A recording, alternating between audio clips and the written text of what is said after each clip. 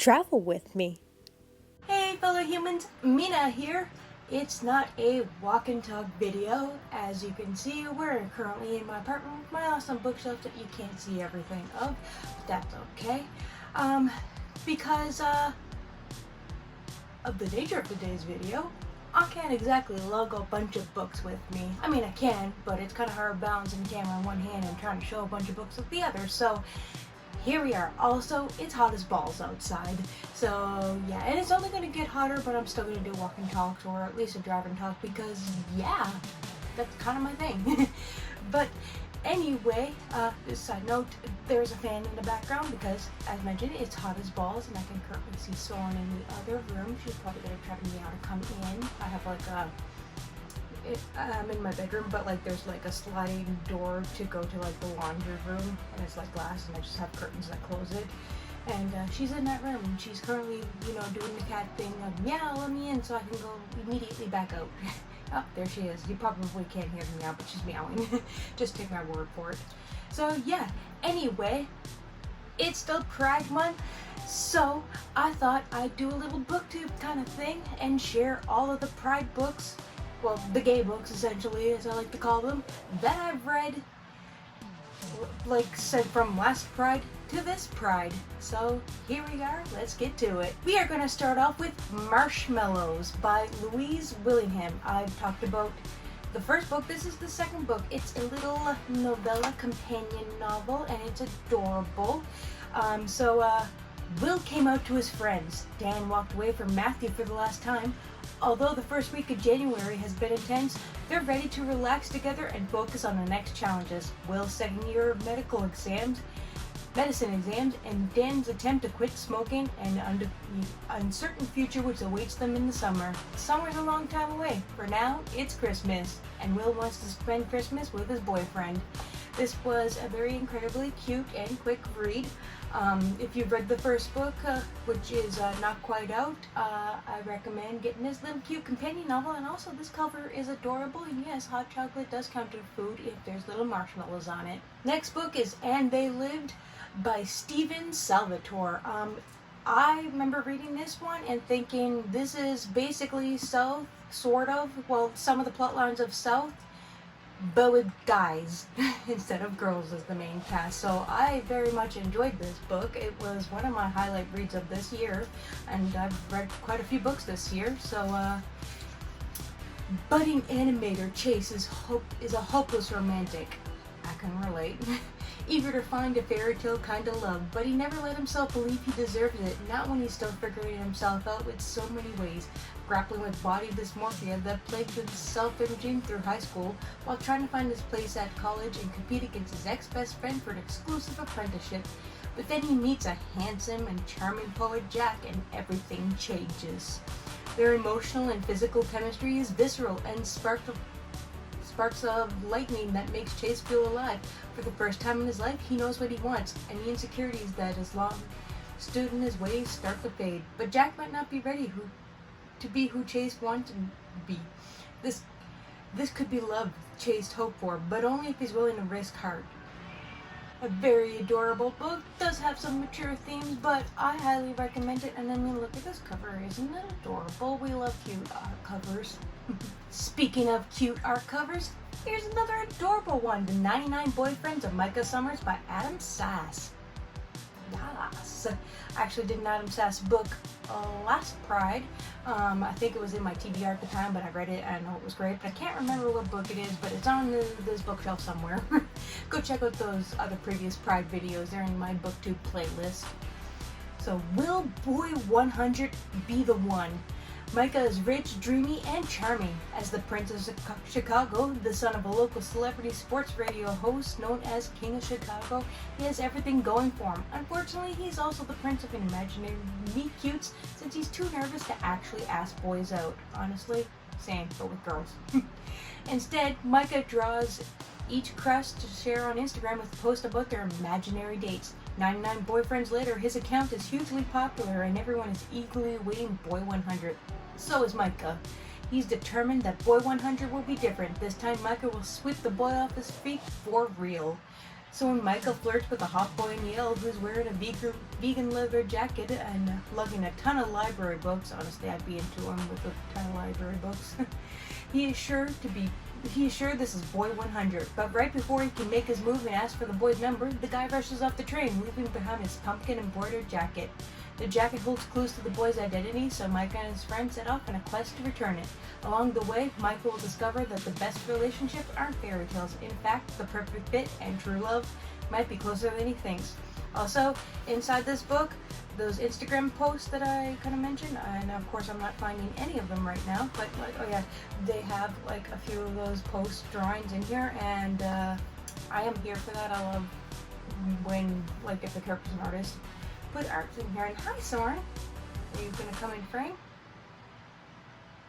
No, she's just walking around the camera tripod, but she's here, being adorable, because that's what she does. Last year I mentioned the Heartstopper series, which I have all of them now, and I've read them all. Absolutely amazing. And also go watch the Netflix version. But there's this cute little novella, super quick read, but it is Nick and Charlie, a Heartstopper novella including, it's actually like written, not like a graphic novel, but there is drawings in here if I recall. Yeah, there is. And it's a super cute read. I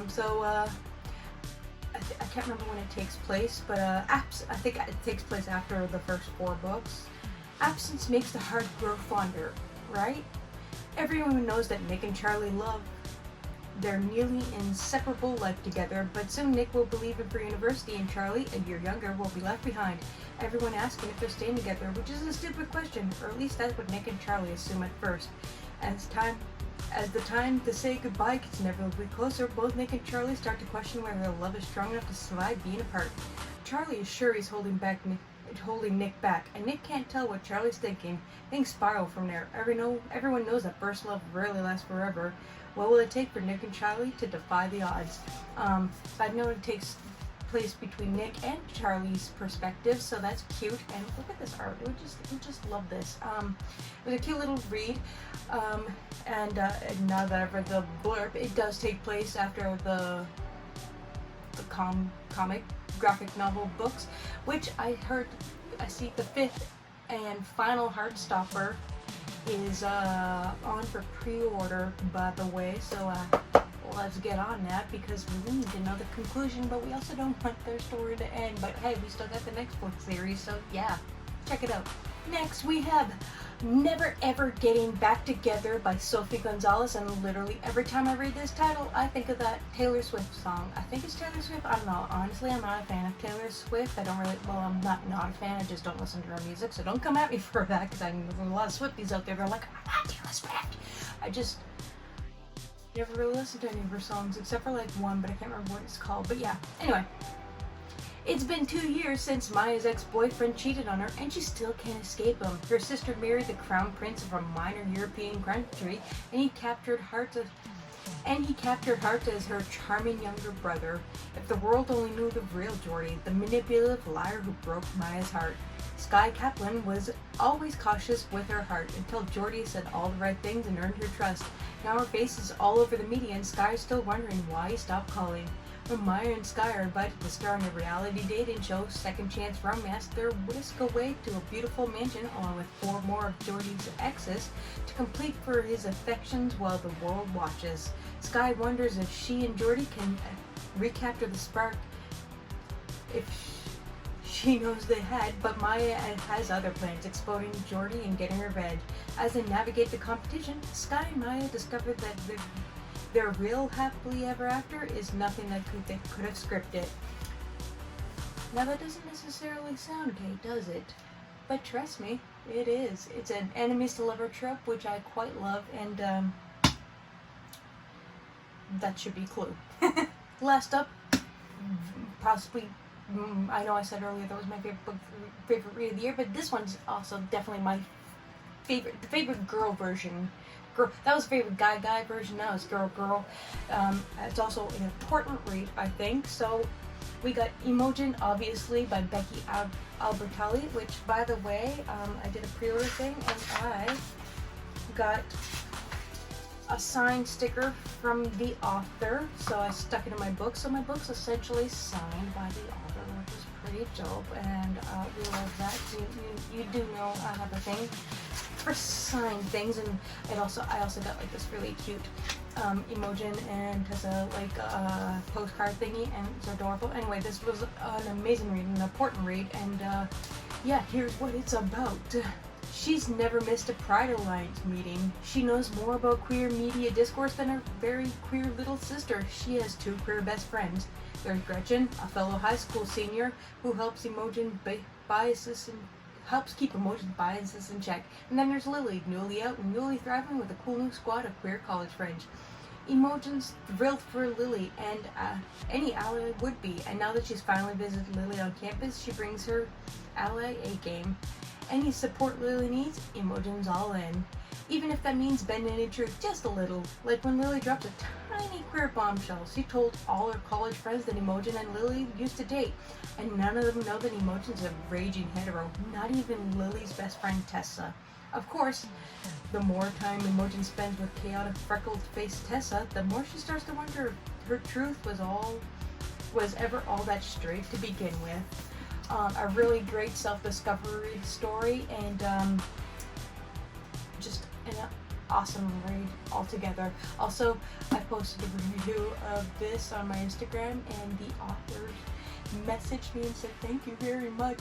So I feel blessed to be noticed by Becky Albertalli, you know, the author of Love, Simon. So yeah, you know, my day was made. And I lied. Since it's Pride Month, we got one more book to discover that I didn't read this year, but you know what? It came out last year. Guess what? It's my own book. Yes, it's time for some shameless self-promotion. This is Self by me, pen name A.M. Molloy. So, Minami Kyuki is ready to start a new life at Macmillan's School of Arts. Her dark past lurks in the background, threatening to unravel her dreams. Will Minami lose the battle with her demons as the burden to keep her family's memory alive overwhelms her? A.J. White, an impressive songwriter, is ready for everything, even a little bit of romance. When she soon finds herself involved with Derek, a talented singer with a killer smile, A.J. develops feelings for a romance and struggles at the implication. She's never fallen for a girl before. Does that mean she's gay? Bi? Add in a celebrity attempting to blackmail her, and a family who'll disown her if she reveals her true self, and A.J. can't help but wonder if attending Macmillan's was a huge mistake. Throughout the chaos, Minami and AJ fight to keep the best thing that's ever happened to them, each other. So, yeah. This bad boy, this hardcover, by the way, right now is on sale on Amazon for like $5 or $4, which is amazing. Amazon US at least. I don't know about other world Amazon, because Amazon does its own thing. I didn't make the sale, but like, hello, you want a hardcover for like $5? Get on that, at least at the time of recording this video. And the paperback's on sale too, so you can get yourself the paperback, hardback, and ebook. Links are in the description down below, by the way. And if you do, I'd appreciate a review on Amazon and or Goodreads. It really, really helps an author out. So yeah, make sure to check this book out for Pride, along with any of the other books I mentioned. How about you guys, my fellow humans? Have you heard of any of these books that I mentioned today? Will you pick them up?